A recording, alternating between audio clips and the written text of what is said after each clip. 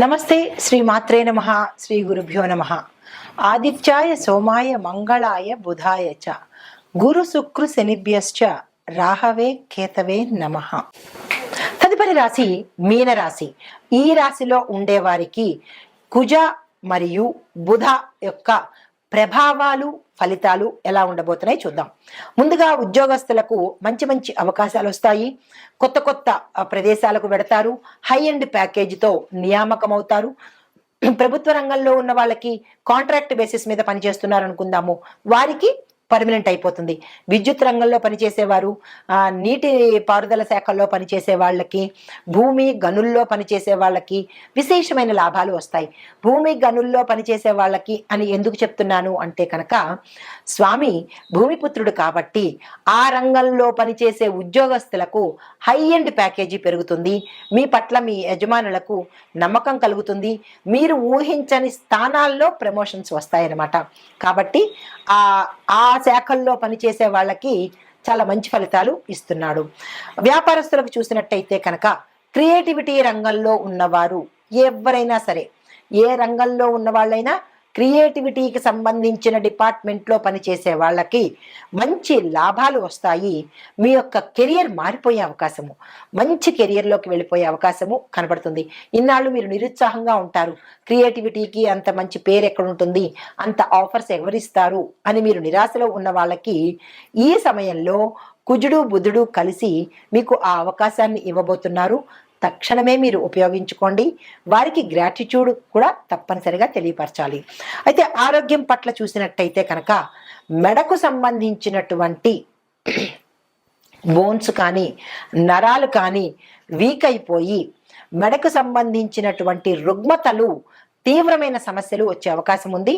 వెంటనే ENT department వాళ్ళని కలిసి ఆ డాక్టర్లను సంప్రదించి ఏవైనా రుగ్మతలు ఉంటే వాటిని తెలుసుకోండి. మంచి అంటే సజెషన్స్ తీసుకోండి.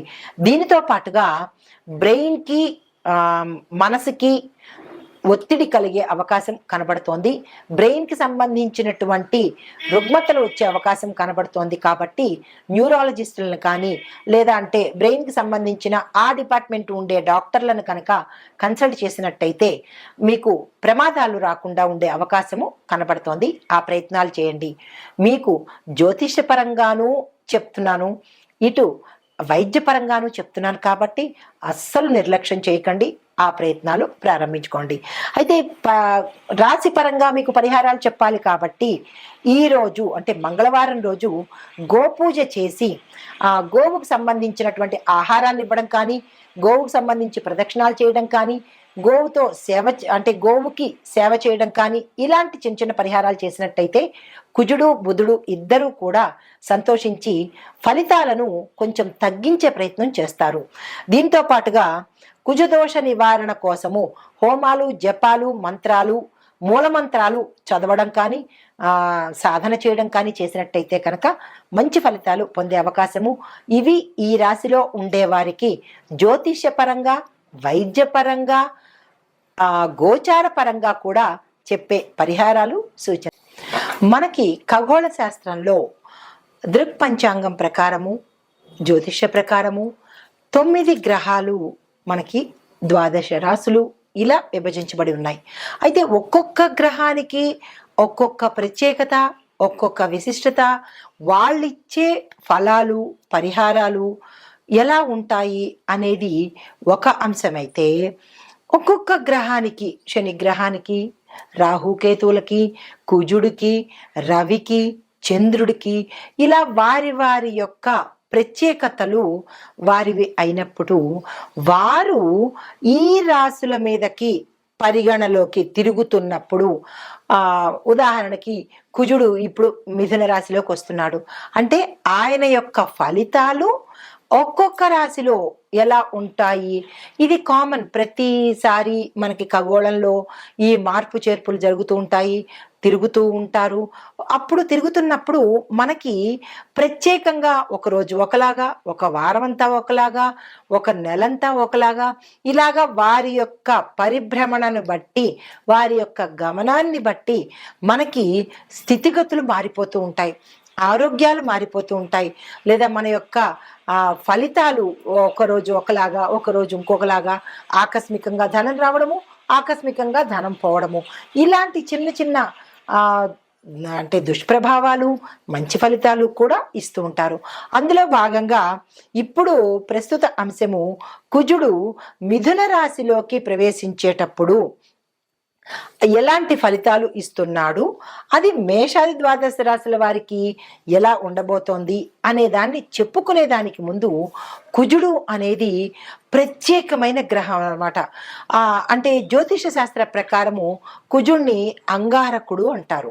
అంటే ఆయన ఎర్రని రంగు కలిగిన వాడనమాట. అయితే ఈ గ్రహాలన్నిటిలోకు ఈ కుజగ్రహానికి కొంచెం భయపడతారు. ఎక్కడ భయపడతారు అంటే ఆరోగ్యరీత్యా కొంతమందికి ప్రభావాన్ని చూపిస్తాడు, వివాహానికి సంబంధించి విపరీతమైన ప్రభావాన్ని చూపిస్తాడు. అంటే ఈ కుజగ్రహానికి అధిపతిగాను మనం సుబ్రహ్మణ్యేశ్వర స్వామిని ఎక్కువగా పూజిస్తూ ఉంటాం అనమాట. అంటే సర్పరూపంలో ఉన్న సుబ్రహ్మణ్యేశ్వర స్వామి అధిదేవత, అంటే కుమారస్వామి అధిదేవతలుగా మనం పూజన చేస్తాము. అయితే ఈ కుజగ్రహానికి ఎందుకు మనం ఇంత భయపడతాము అంటే కనుక గ్రహాలకు అధిపతిగా ఈయన్ని మనం కొలుస్తాము. కుజగ్రహము గ్రహాలన్నిటికీ కూడా అధిపతి అన్నమాట. అయితే ఈ గ్రహము రక్తము, బలము, భూమి మీద ఎక్కువగా ప్రభావం చూపిస్తుంది. అంటే ఒక మనిషి శరీరంలో రక్తం మీద, అంటే రక్తం తక్కువగా ఉండడము, రక్తానికి సంబంధించిన దోషాలు రావటము, ఇలాంటి వాటి మీద చూపిస్తుంటాడు. మరొక దేని మీద చూపిస్తాడు మనిషి మీద? బలం యొక్క, అంటే బలం అంటే శక్తి మీద అనమాట. కొంతమంది ఒక్కొక్కసారి అంటుంటారు మాకు శక్తి లేదండి, బలం లేదండి అంటారు. అంటే వారికి కుజుడు బలహీనంగా ఉన్నాడు అని అర్థం అనమాట. అంటే బలం లేకపోవడము, రక్తహీనత రావడము, అది వైద్య పరిభాషగా మనం ఏమనుకుంటాము, రక్తహీనత, ఐరన్ లోపము అనుకుంటాము. ఆధ్యాత్మిక పరంగా చూసుకున్నట్టయితే కుజుడు కనుక ఎక్కువ ప్రభావం చూపిస్తే, కుజుడు దుష్ప్రభావాన్ని చూపిస్తే కనుక ఇటువంటి రుగ్మతలు రావడము, బలహీనంగా ఉండడము. అయితే ఇది మనిషి ప్రకారంగా. మరి భూమి మీద ఎలా చూపిస్తాడు అంటే కనుక భూమి బేట్లు వారిపోవడము, పంటలు సరిగా పండకపోవడము, వాతావరణంలో విపరీతాలు సృష్టించబడ్డము, ఇలాంటి వాటి యొక్క ప్రభావం కలిగింది అంటే అది తప్పనిసరిగా కుజుడి యొక్క పరిహారం, అంటే కుజుడి యొక్క ప్రవర్తన అని మనకి అర్థమవుతుందన్నమాట. అయితే ఈ అంగారకుడు తన దిశను మార్చుకుంటున్నప్పుడు కూడా ఇటువంటి ప్రభావాలు ప్రతి ఒక్క రాశి మీద కనిపిస్తూ ఉంటాయి. ఈ సందర్భంలో ఈ అంగారక గ్రహము, అంగారకుడు అంటే కుజుడు అన్నమాట, ఈ క్షీణించడం వల్ల, బలహీనపడడం వల్ల, ఒక్కొక్కసారి క్షీణించినప్పుడు కూడా బలహీనపడినప్పుడు విపరీత పరిణామాలు కొందరికి కలిగితే కొందరికి సామాన్యమైన ఫలితాలు కనబడుతూ ఉంటాయి. అయితే ఇలా జరిగినప్పుడు చాలా మంది ఏమని అడుగుతుంటారంటే మేము ఏమేం పరిహారాలు చేసుకోవాలి, మేము ఎట్లా ఉండాలి, మేము ఏం మార్చుకోవాలి అనే సందేహాలు మన ప్రేక్షకులకు కలుగుతుంటాయి. అయితే ఇప్పుడు ఈ ఏ సమయంలోంచి మనకి ఈ కుజుడు వచ్చాడు అనేది ప్రత్యక్షంగా నేను చెప్తాను.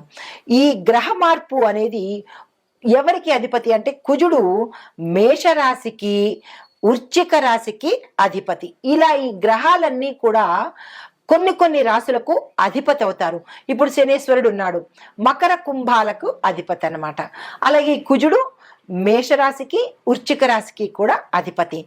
ఈ అధిపతులు అవ్వడం వల్ల ఒక రకమైన, అంటే వారికి ఫేవర్ చేస్తూ ఉంటాడు.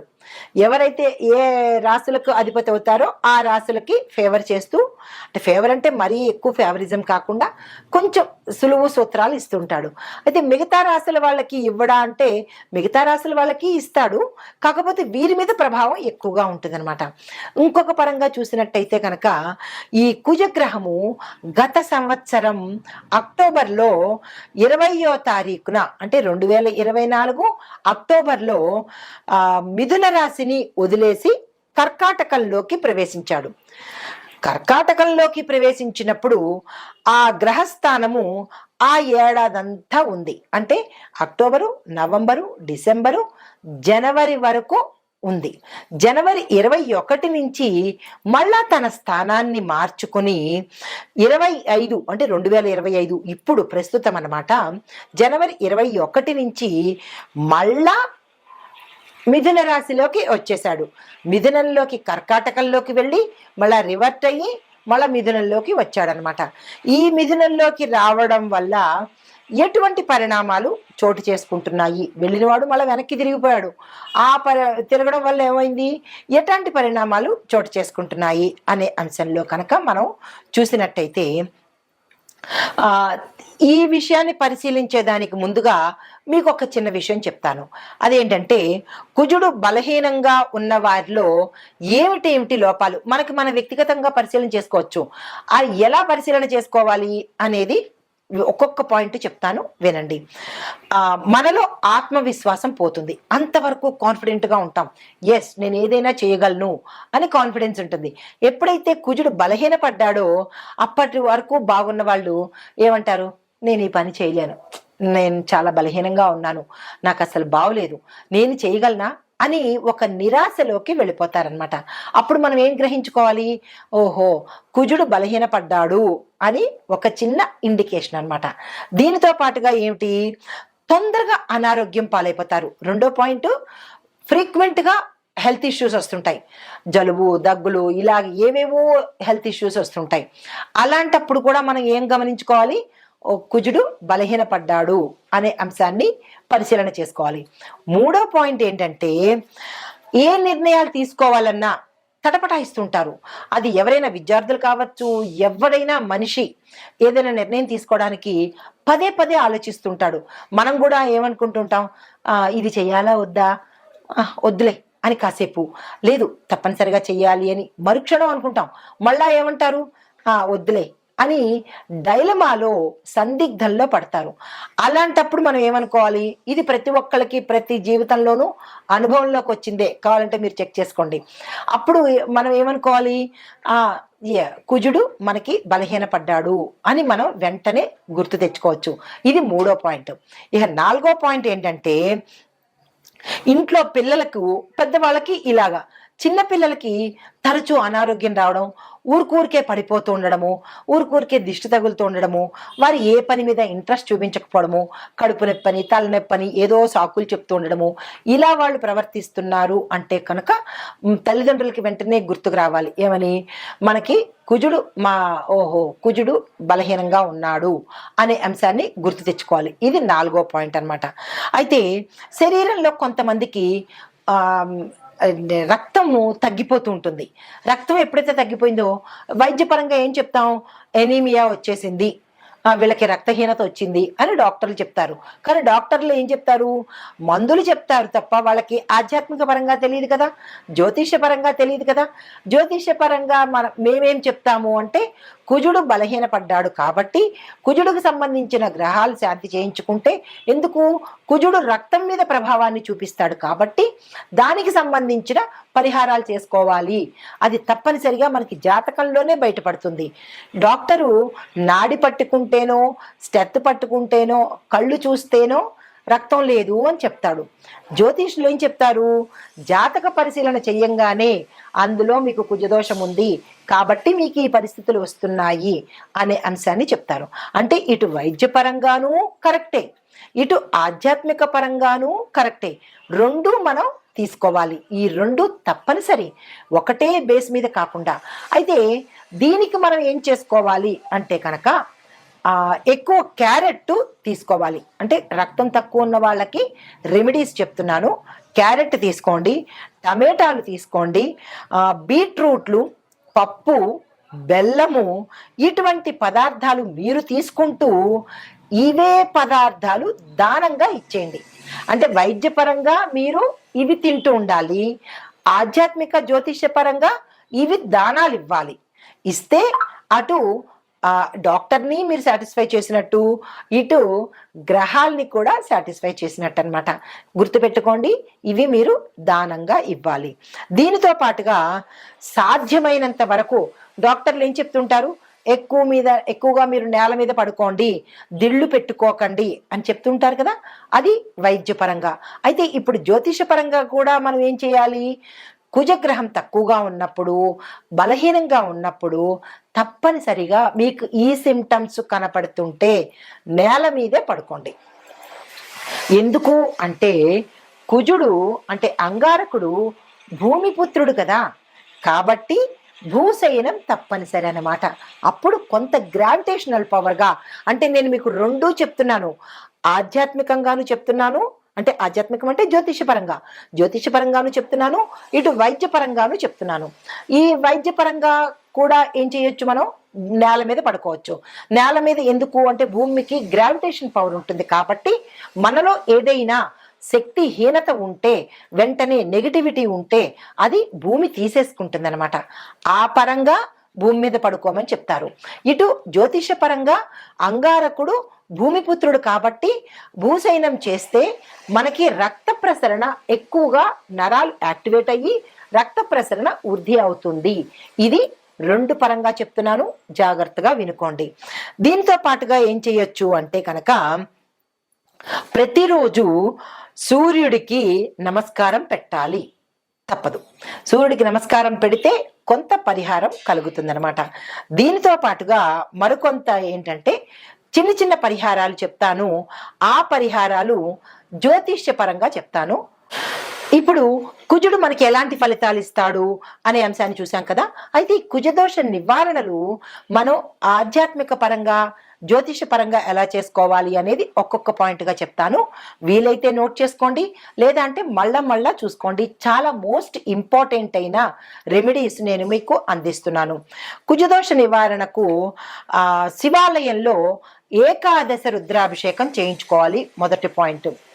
7 మంగళవారాలు చేయించుకోవాలి. మీకు సందేహం రావచ్చు ఎన్ని సార్లు చేయించుకోవాలి అని. 7 మంగళవారాలు శివాలయంలో ఏకాదశ రుద్రాభిషేకం చేయించుకోవాలి. మొదటి పాయింట్. అది ఎప్పుడు చేయించుకోవాలి? ఉదయం 7 గంటల లోపల. ఇది ఫస్ట్ పాయింట్. తరువాత నాగుల పుట్టను దర్శనం చేసుకొని పుట్టమన్ను చెవికి ధరించాలి. ఇది రెండో పాయింట్, తప్పనిసరిగా చేసుకోవాలి.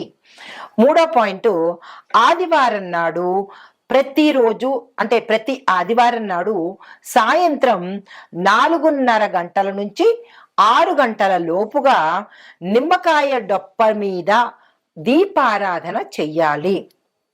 తరువాత సుబ్రహ్మణ్య అష్టకం చదవాలి, తప్పనిసరి. గుర్తుంది కదా. తరువాత మూడో పాయింట్, కుజదోష నివారణకు 12 రోజుల పాటు 9 సార్లు 12 రోజులు అంటే ఒక్కొక్క రోజు 9 సార్లు సుబ్రహ్మణ్యేశ్వర స్వామి అష్టోత్తర శతనామావళి చదవాలి. గుర్తుంది కదా. తరువాత నెక్స్ట్ది అష్టమూలిక తైలంతో సుబ్రహ్మణ్యేశ్వర స్వామి వారికి దీపారాధన తప్పనిసరిగా చేసుకోవాలి. మరి ఒక పరిహారము, శని ఆది సోమవారాల్లో అష్టమూలికా తైలంతో సుబ్రహ్మణ్యేశ్వర స్వామి వారికి మట్టి ప్రమిదలో ఎర్రని ఒత్తు వేసి దీపారాధన చేసుకోవాలి. ఎరుపు రంగు కుజుడికి ప్రతీక కాబట్టి, ఇష్టపడతాడు కాబట్టి ఆ పరిహారం తప్పనిసరిగా చేసుకోండి. తరువాత సుబ్రహ్మణ్యేశ్వర స్వామి కరావలంబ స్తోత్రము 11 రోజుల పాటు 80 సార్లు చదవాలి. ఇందులో ఎటువంటి డిస్కౌంట్లు లేవు, ఎటువంటి అమెండ్మెంట్స్ లేవు. మళ్ళా చెప్తున్నాను, కుజగ్రహము చాలా తీవ్రమైన పరిణామాలు ఇస్తాడు కాబట్టి చాలా జాగ్రత్తగా దగ్గర పెట్టుకొని మళ్ళా రాసుకునో లేకపోతే మళ్ళా చూసో ఈ పరిహారాలు ప్రతి ఒక్కరూ, కుజదోషం ఉన్నవాళ్ళు, అందులో ఇప్పుడు నేను చెప్పబోయే ప్రతి రాసుల్లో ఉన్న వాళ్ళు కూడా ఈ పరిహారం చెయ్యాలి. సుబ్రహ్మణ్య కరావలంబ స్తోత్రం 11 రోజుల పాటు ప్రతి ఒక్క రోజు 80 సార్లు తప్పనిసరిగా చదవాలి.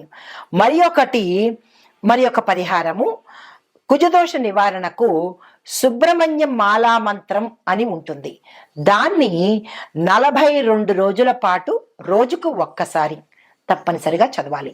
ఇప్పుడు ఇంత వివరంగా చెప్పాను కదా, ఈ పరిహారాలు మీరు ఎక్కడ రాసుకుంటారో రాసుకోవడమో వినడమో చేసుకుని, ఈ పరిహారాలు కుజదోషం ఉన్నవారు మీ జాతక పరిశీలన చేయించుకుని తప్పనిసరిగా ఈ పరిహారాలు చేయాలి. ఇందులో డిస్కౌంట్స్ కానీ అమెండ్మెంట్స్ కానీ ఎటువంటి కన్సెషన్స్ కానీ ఉండవు.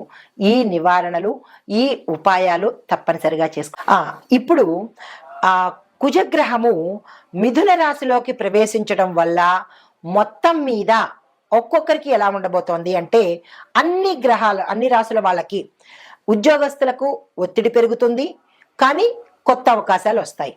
వ్యాపారస్తులకు పెట్టుబడుల్లోనూ మంచి అవకాశాలు వస్తాయి.